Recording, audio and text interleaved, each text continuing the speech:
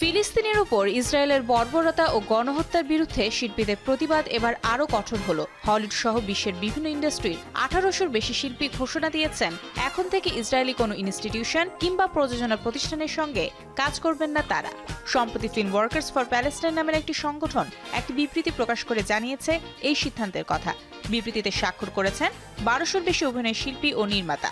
নির্মাতাদের তালিকায় আছেন Yorgos Lanthimos, Adam McKay, Joshua Oppenheimer, Mike Leigh সহ অনেকে। অভিনয় শিল্পীদের তালিকায় আছেন Emma Stone, Olivia Colman, Riz Ahmed, Joe Alwyn, Josh কনারের মতো তারকা। বিবৃতিতে তারা জানিয়েছেন ইসরায়েলি প্রযোজনা প্রতিষ্ঠানের সিনেমায় অভিনয় থেকে বিরত থাকার পাশাপাশি দেশটিতে আয়োজিত কোনো চলচ্চিত্র উৎসবেও অংশ নেবেন না তারা।